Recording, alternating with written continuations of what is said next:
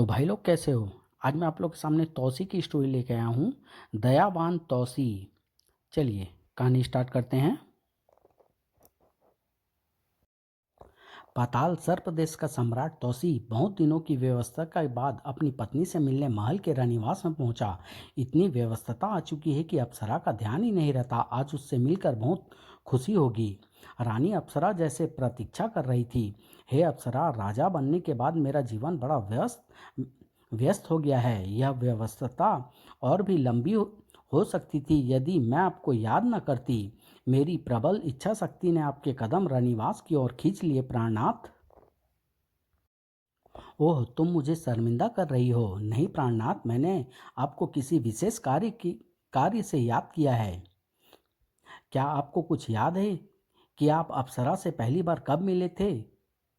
हे अप्सरा, यह तो बहुत पुरानी बात है। मुझे अब कुछ याद नहीं। हमारे विवाह से पहले एक दुर्घटना ऐसी घटी थी कि मेरी मृत्यु हो गई थी, याद है? हाँ, यह तो याद है। उसके बाद तुम इच्छाधारी नागिन बन गई थी।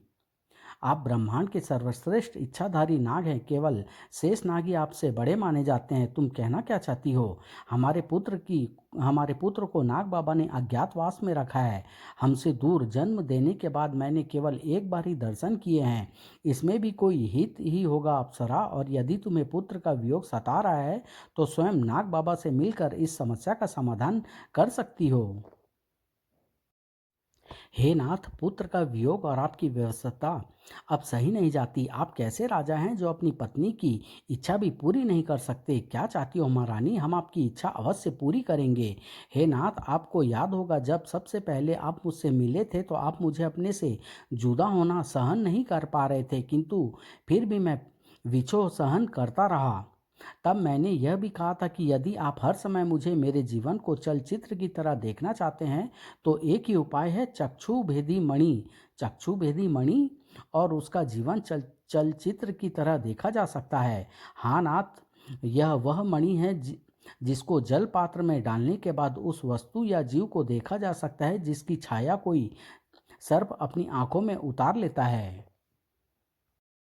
हाँ, मुझे याद आ गया। मैंने यह मणि लाने का वादा भी किया था, किंतु बदलते समय के साथ मुझे यह याद ही न रहा। किंतु अब मुझे उस मणि की आवश्यकता है ताकि मैं रनिवास में आपको और अपने पुत्र को हर समय देख सकूं। किंतु यह मणि तो पाताल भैरवी के सिंहासन पर जड़ित है। उसे पाताल भैरवी की इच्छा के बिना प्राप्त करना असंभव है। हे नाथ, अगर आप असंभव को संभव कर पाने में समर्थ न होते तो मैं यह मणि कदाचित न मांगती। हे प्राण प्रिय, अगर मैं तुम्हें ही खुश न रख सका तो मेरा जीवन व्यर्थ है। मैं तुम्हें यह मणि अवश्य ला कर दूंगा। अगले दिन। मैंने सुना है तुम चक्षुवेदी मणि प्राप्त करने की तैयारी कर रहे हो। मैं आपसे आज्ञा मांगने आया हूँ नाग बाबा। एक बात याद रखना, वत्स, देवी शक्तियों के सामने कोई शस्त्र काम नहीं करते।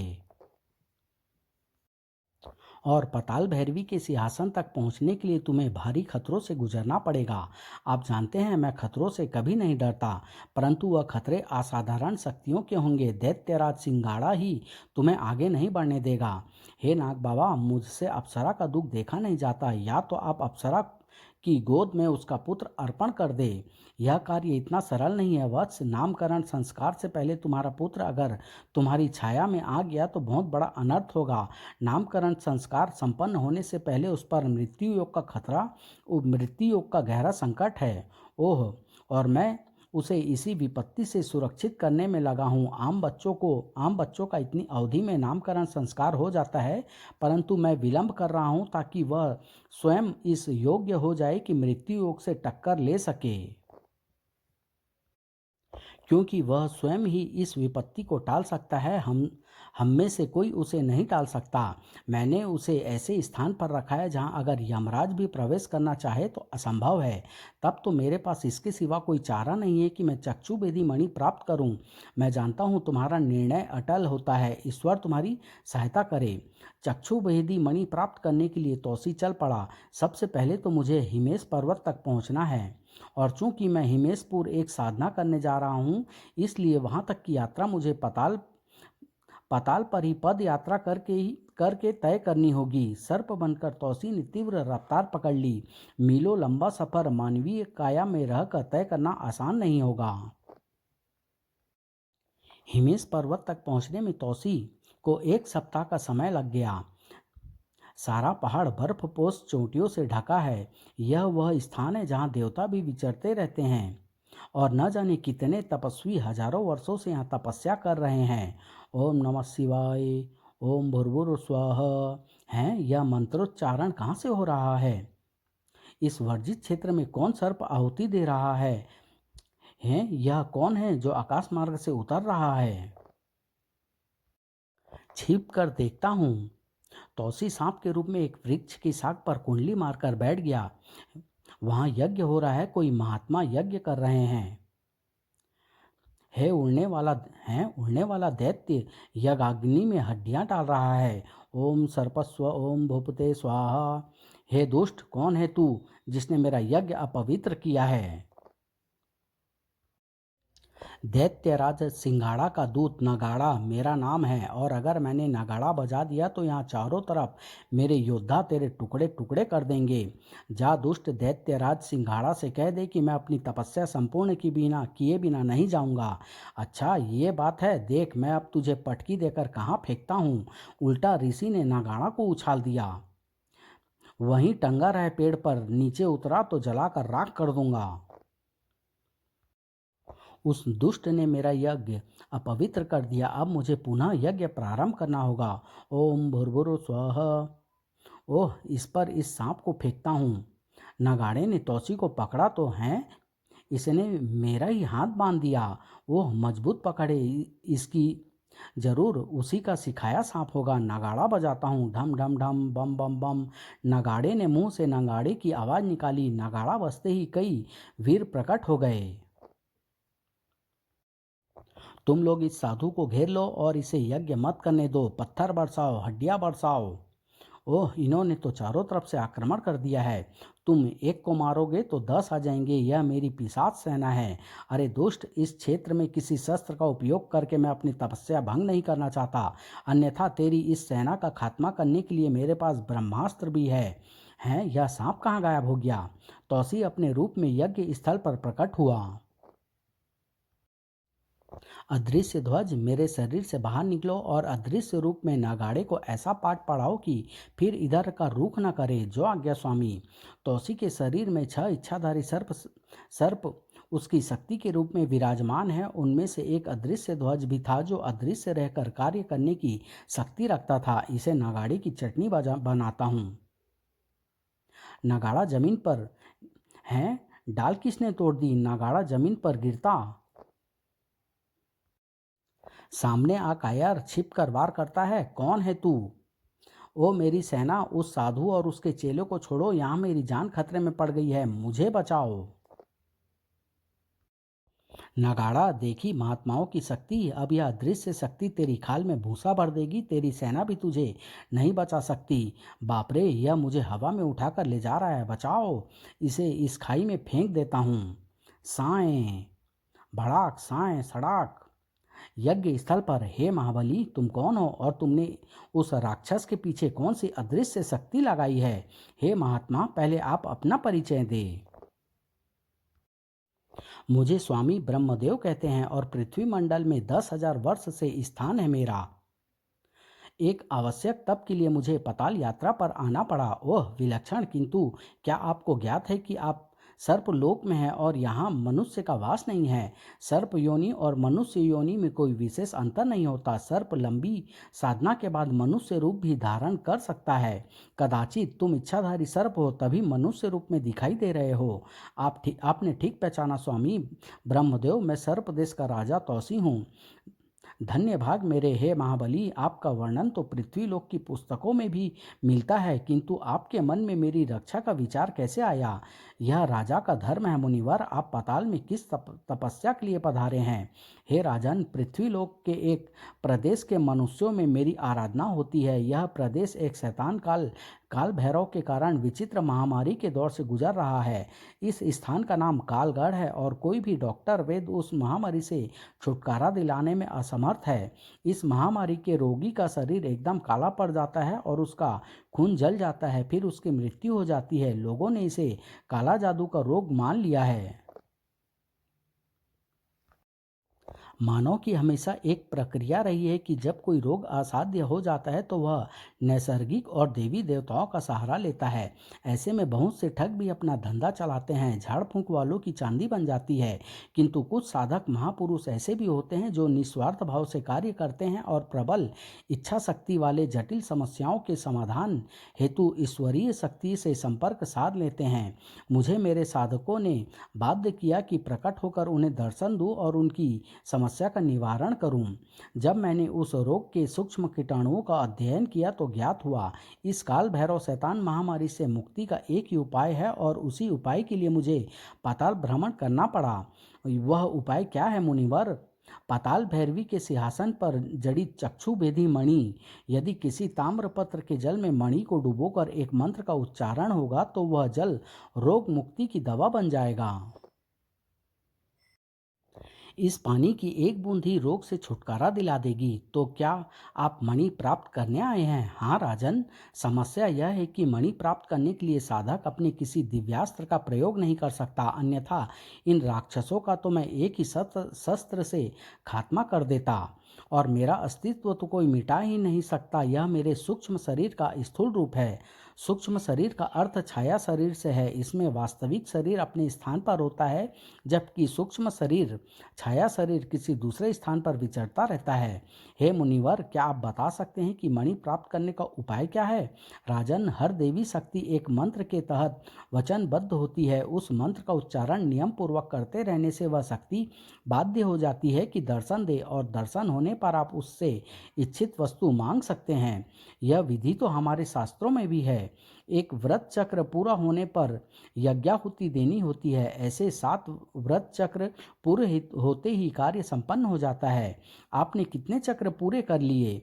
यह मेरा तीसरा चक्र था। इससे पहले विघ्न डालने वालों को तो मेरी तेजस्वी किरणों ने पास नहीं आने दिया, किंतु नागाड़ा की शक्तियों ने उस किरणों का घेरा तोड़ दिया। हे राजन, आपके पास भी अद्वितीय शक्तियां हैं। यदि आप इसी प्रकार मेरी रक्षा करें तो मैं बाकी तब 4 दिन में पूरा कर सकता हूँ। मैं आपसे अपनी रक्षा का दान मांगता हूँ। हे मुनिवर, आपने तो मुझे धर्म संकट में डाल दिया। क्यों? क्या पाताल के राजा साधुओं की रक्षा नहीं करते? मैं कभी झूठ नहीं बोलता और जब किसी मनोरथ को पूरा करने निकलता हूँ तो जानता हूँ कि एक झूठ उसे 100 कदम पीछे फेंक देता है। मैं भी आपकी तरह उसी मणि को प्राप्त करने आया हूँ। तब तो हम दोनों एक दूसरे के प्रतिद्वंदी हो गए, किंतु मेरे पूर्व प्रश्न का तो आपने कोई उत्तर ही नहीं दिया। क्या आप अपने लोक में आए एक ऋषि की सहायता नहीं कर पाएंगे? ऐसा आज तक नहीं हुआ मुनिवर। मैं आपकी सहायता अवश्य करूंगा, किंतु मेरा भी एक निवेदन है। आप अवश्य ही कोई देवी शक्ति हैं, अन्यथा पृथ्वीलोक से पाताल में प्रवेश ही संभव नहीं। आपके साधक आपका भी किसी मंत्र से आह्वान करते होंगे। मैं आपको सिद्ध करने का यंत्र जानना चाहता हूँ ताकि किसी विपत्ति पर आपकी सहायता प्राप्त कर सकूँ। हे राजन, मैं आपकी यह इच्छा अवश्य पूरी करूँगा। ओम ब्रह्म देवाय नमः मेरा मंत्र है। यदि आपने बिना किसी अवरोध के 1.25 लाख बार यह मंत्र विधान के साथ जप लिया तो मैं प्रकट हो जाऊंगा और आपकी मुंह मांगी मुराद पूरी करूंगा। हे स्वामी, अब हम दोनों ही मणि प्राप्त करने के मार्ग पर अपना अनुष्ठान प्रारंभ करते हैं, किंतु मैं ध्यान मग्न होते हुए भी आपकी पूर्ण रक्षा करूंगा, यह मेरा वचन है। वह कैसे? यह आप मुझ पर छोड़ दें। अब कोई भी राक्षसी शक्ति आपके मार्ग में बाधक नहीं बनेगी। हे राजन, आप सचमुच महान हैं। आपका स्थान एक दिन अवश्य ही देवलोक में होगा। अब मैं चलता हूँ, मुझे भी तो वही मणि प्राप्त करनी है। आप यज्ञ जारी रखिए। ओम पताल भैरवी प्रकट नमः। ए मेरे समस्त शरीरों, बाहर आ जाओ। मुझे तुम्हें अत्यंत महत्वपूर्ण कार्य सौंपने हैं। तौसी के भीतर मौजूद इच्छाधारी बाहर आ गए और मैं भी आ गया। उसकी पूरी सेना को खाई में डालकर आ रहा हूँ। तुम भी आओ अदृश्य ध्वज। तौसी हिमेश पर्वत की एक गुफा में चला गया। तुम छह की अलग अलग कलाएं हैं। त्रिध्वज 3 शरीर का स्वामी है। चुंबक ध्वज चुंबक की शक्ति रखता है। पकड़ ध्वज जिसकी पकड़ से वह मुक्त नहीं होता। पाणी ध्वज पानी का स्वामी है। अष्ट ध्वज 8 धारदार भुजाएं रखता है। तुम सब मिलकर मेरी 6 शक्तियां हो। ब्रह्मदेव का वह शरीर सूक्ष्म शरीर का स्थूल रूप है और वह पाताल भैरवी की मणि प्राप्त करने को तप कर रहे हैं। उनका मुख्य शरीर कहाँ है यह मैं भी नहीं बता सकता, किंतु हे स्वामी, क्या आप तपस्या नहीं करेंगे? तुम 6 की अग्नि परीक्षा का समय आ गया है। तुम्हारी अपरंपार शक्ति का सामना बड़ी से बड़ी शक्ति नहीं कर सकती और तुम सबको स्वामी ब्रह्मदेव की रक्षा करनी है। मैं तपस्या करूंगा, उस समय हमारी शक्ति की आवश्यकता आपको होगी। आप अपने ही प्रतिद्वंदी की रक्षा क्यों कर रहे हैं? आपको कुछ हो गया तो? यह मर्यादा और सिद्धांत की बात है। कोई ऋषि अगर किसी महाबली से कुछ मांगे तो महाबली इनकार नहीं कर सकता। यही आदर्श राजा की भी पहचान होती है। राजा हरिश्चंद्र ने तो अपना राजपाट ही त्याग दिया था। एक बात और, अगर उस समय मैं भी आड़े आ जाऊं तो तुम मेरा भी सामना करने के लिए तैयार रहना। मैं अपनी रक्षा स्वयं कर लूंगा। तुम सबको ऋषि की रक्षा करनी है और यह रक्षा तुम तब तक करोगे जब तक वह मणि प्राप्त न कर लें। ये मेरी आज्ञा है। अपने 6 शरीरों को आदेश देने के बाद तौसी ने तप प्रारंभ कर दिया। सबसे पहले अपने इष्ट देव को आवाहन करता हूँ। ओम नमः शिवाय। 6 के 6 इच्छाधारी स्वामी ब्रह्मदेव के चारों तरफ तैनात हो गए। पाताल भैरवी सिद्धम सिद्धम। अचानक तूफान के साथ ही बर्फ पड़ने लगी। बर्फ तपस्वियों के शरीर पर जमने लगी। पाताल भैरवी सिद्धम। ओम। दोनों बर्फ से ढक गए परंतु तपस्या भंग नहीं हुई। ओम। दिन बीतने लगे। अंतिम चक्र समाप्त हुआ। अब यज्ञ होगा। ओम नमः शिवाय। ओह, यह पहाड़ तोड़कर कौन बाहर आ रहा है? मैं सिंघाड़ा हूँ। पकड़ ध्वज, तुम इसे लपेट लो। अष्टध्वज, इसके पैरों को काट दो। साएं साएं साएं। सिंघाड़ा ने फुंकार मारकर अष्टध्वज को निगल लिया। उसकी कटी टांगे तो फिर जुड़ गई।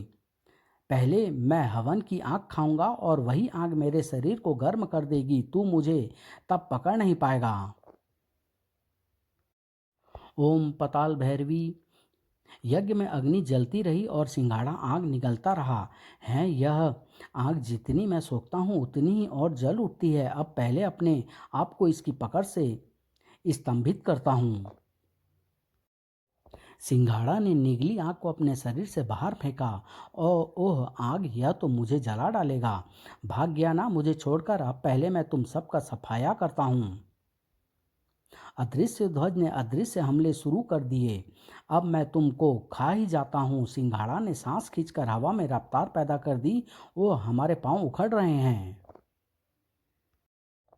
सिंघाड़ा ने तौसी की 5 शक्तियों को सांस से खींचकर निगल लिया, किंतु अदृश्य ध्वज को न देख पाने के कारण न निगल पाया। हैं, अब क्या करूं? यह तपस्वी किस मिट्टी का बना है जो मेरी फूंक से टस से मस भी नहीं होता। ठाक तड़ाक। ओह, इस पर तो मेरा कोई असर ही नहीं। अब जमीन के इस हिस्से को ही उखाड़ उखाड़ कर ले चलता हूँ। सिंघाड़ा ने जमीन का हिस्सा उखाड़ लिया। अब देख तुझे कहाँ फेंकता हूँ। अचानक उसी हिस्से में पक्षी बनकर तौसी आ गया और उसने अपना असली रूप धारण किया। सिंघाड़ा सावधान। तड़ाक ठाक। ओह, पहले इससे निपटता हूँ। देख सिंघाड़ा, तेरे वध के लिए मैं भी अपना महाविकराल रूप दिखाता हूँ। हे शेषनाग, मुझे विकराल रूप दो। ओम नमः शिवाय। हैं, इसका आकार मेरे बराबर हो गया। अवश्य यह कोई मायावी राक्षस है। ढिसूम तड़ाक। बाहर निकाल उन 5 को जिन्हें तू निगल गया। न निकालता हूँ। 5 को सिंघाड़ा ने बाहर निकाला। पकड़ ध्वज, इसे बांध दो। पकड़ ध्वज ने सिंघाड़ा को बांध दिया। यज्ञ समाप्ति के बाद, हे राजन, आपने सारे नियमों का उल्लंघन कर विकराल रूप धरा और इस तरह मेरी रक्षा के लिए अपनी तपस्या भंग कर दी। आपने ऐसा क्यों किया? आपने मुझसे रक्षा का दान मांगा था ऋषिवर, मैं उसी का पालन कर रहा हूँ। अब आप मणि प्राप्त करने की दिशा में प्रस्थान करें। हे ऋषिवर, आपकी रक्षा तो मैंने कर दी, परंतु अब मुझे अपनी पत्नी को दिया वचन भी पूरा करना होगा। चक्षुभेदी मणि अवश्य ही अप्सरा को दूंगा। हे राजन, आज से तुम्हें लोग महादानी के रूप में जानेंगे। दयावान तौसी से बड़ा दानी इस युग में पूरे भूलोक और पताल लोक में नहीं होगा। आगे क्या हुआ ये जानने के लिए हम बहुत जल्द लेके आएंगे तौसी की गुप्त लीला। धन्यवाद।